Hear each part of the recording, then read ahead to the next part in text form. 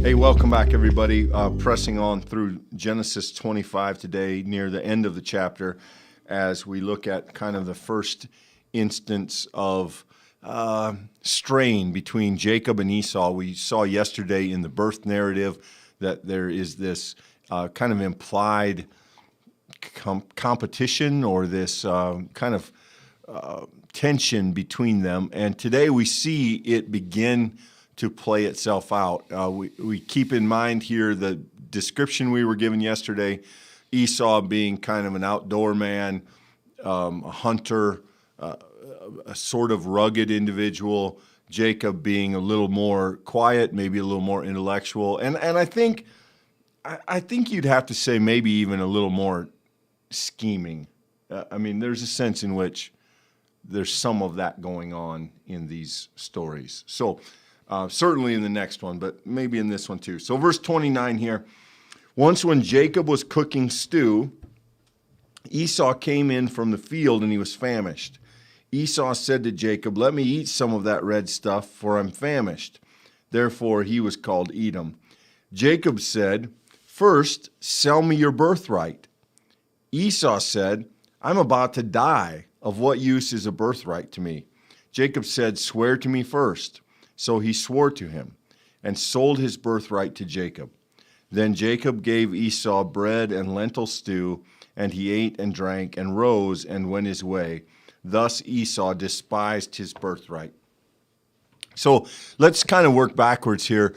This talk of birthright is likely foreign to us, not something we know. But the oldest in this society is accorded the rights of birth, literally the birthright, the birth order. And it is the oldest, the firstborn male, that is privileged to the entire inheritance. Anything else that the parents would choose to do for younger, they have the freedom to do. But it is assumed by custom, by tradition, by culture, that the oldest male is going to receive certainly the majority of the inheritance, if not the entire inheritance. That position in the birth order was treasured and was protected by that custom. And so that's what's at stake here.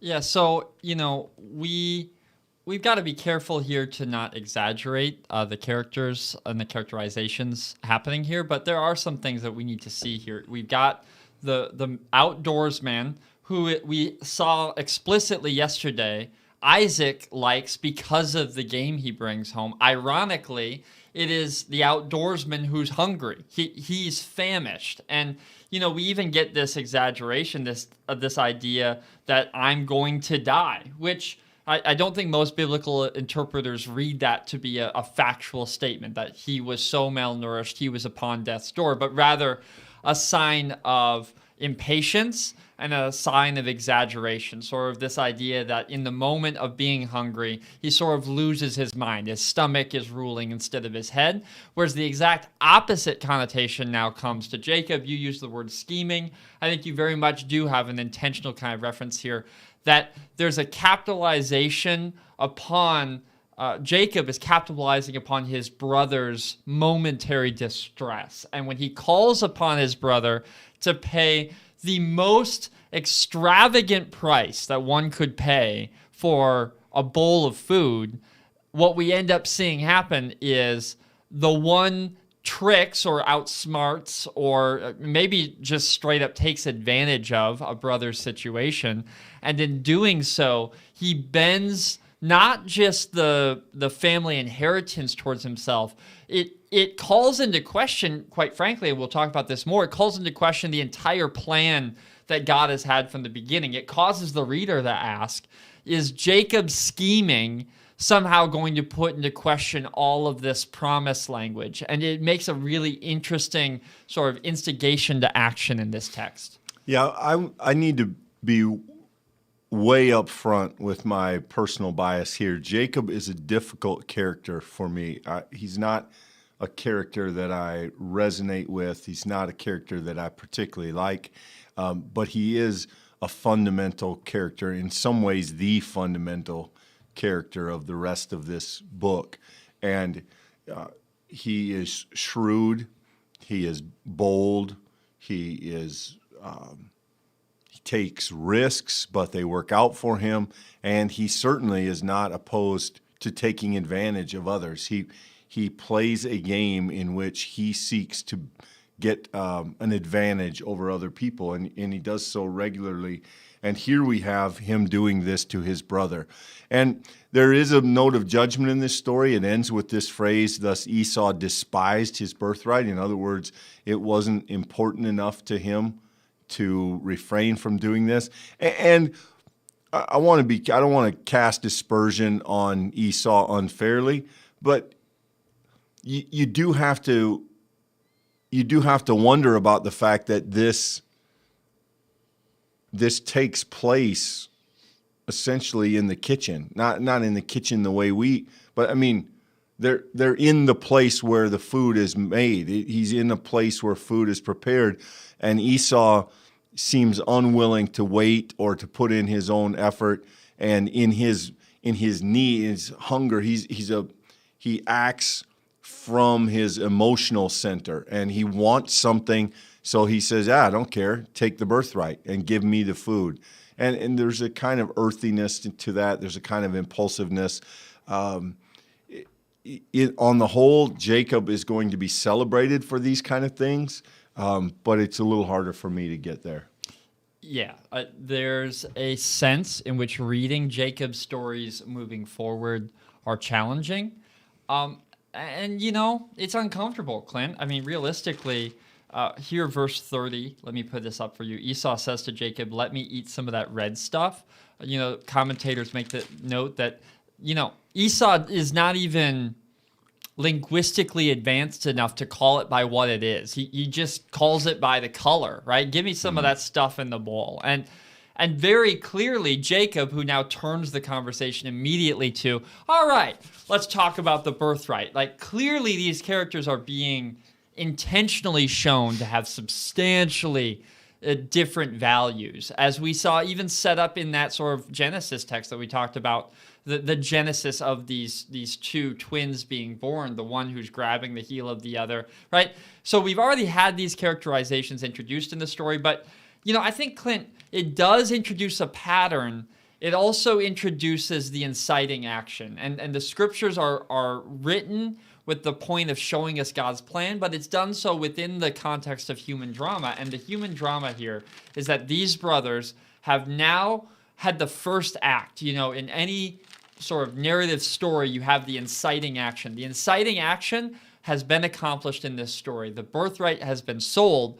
What we now are all going to wonder is what's going to come of this, and what's going to come of Isaac and Rebekah, and what's going to come of these brothers' relationship, and then ultimately what's going to come of God's plan, and that's what everything after it is going to answer. Yeah, and in no way is this a random story. Jacob has his sights set on the birthright. He needs the birthright, and he needs the blessing, and this is step one. And he could have started for you do my chores. He could have done, there are 100. He is after what his brother possesses. He wants to displace his brother. His name, remember, means the one who replaces, the one who supplants.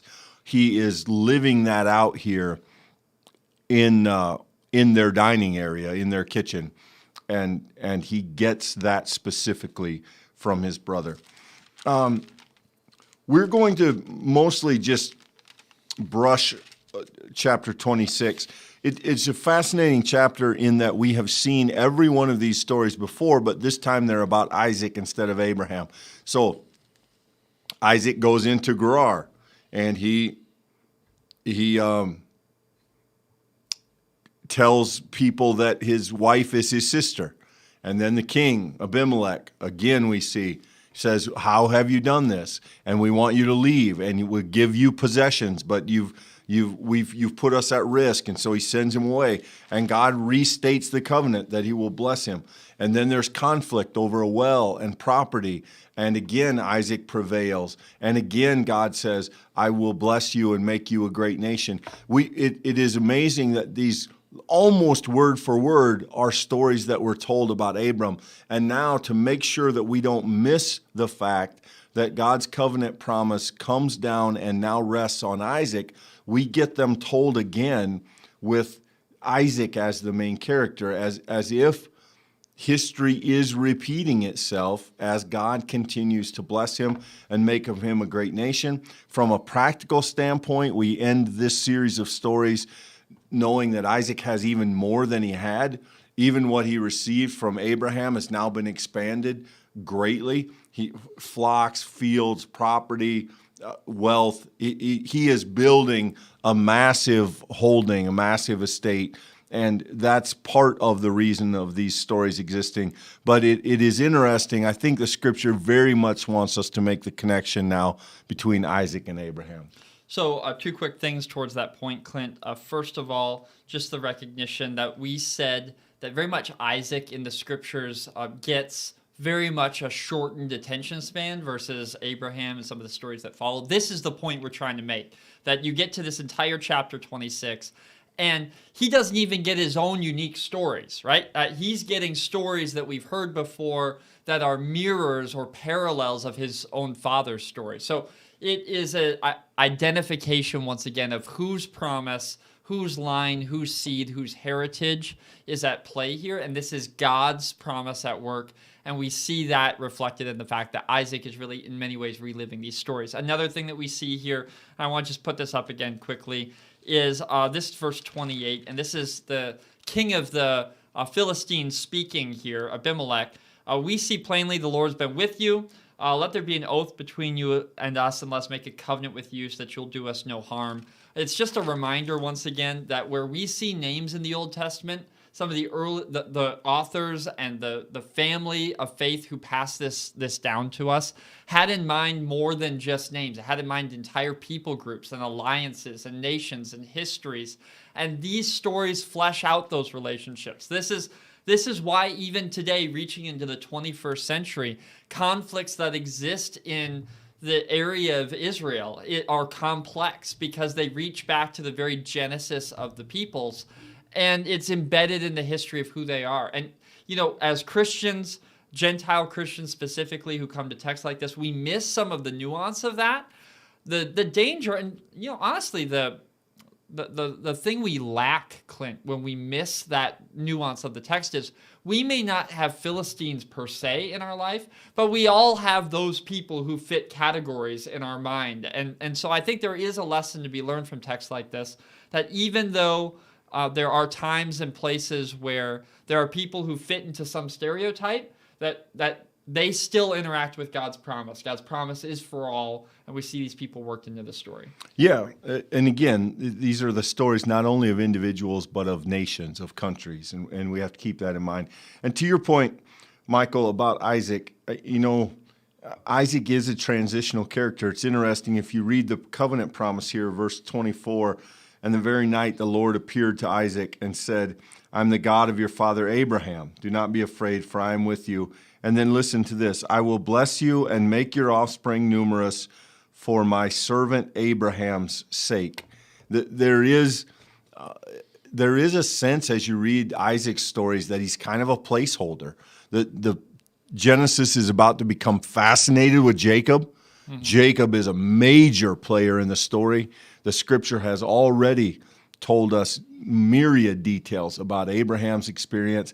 Isaac gets a chapter, as you've said, of stories we've heard before, and he gets a promise that will be done because of Abraham. And so he's an interesting character in this story. I want to just read the end of this chapter, and then it sets us up for getting into some of the other territory tomorrow.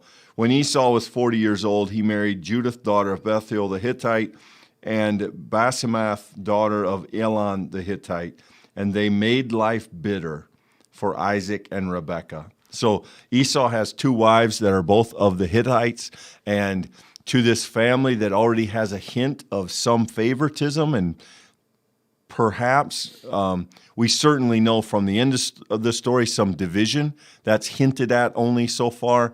Now we add these 2 women who bring even more dividedness and contention, and they make life bitter for Isaac and Rebekah. So this is not a fun family gathering, and that's going to get probably only more so. Yes, no, a family counselor does not look to the end part of Genesis for what to do in the midst of family systems. That's 100% certain. And I want to point out here, the end of Abraham's life is filled with grief, sadness, of course, with the loss of losing Sarah. We had that whole scene of burying and being brought to the earth.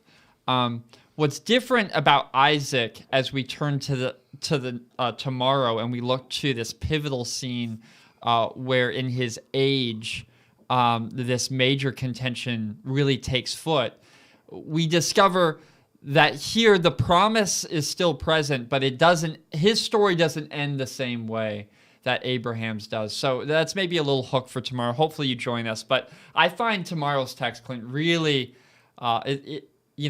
we've not seen anything like it in Genesis thus far, and I think it's striking. We see it with Isaac.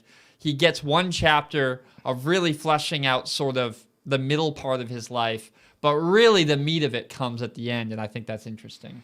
And tomorrow we start on the Jacob and Esau story, maybe more proper. We've just had the prelude of it today.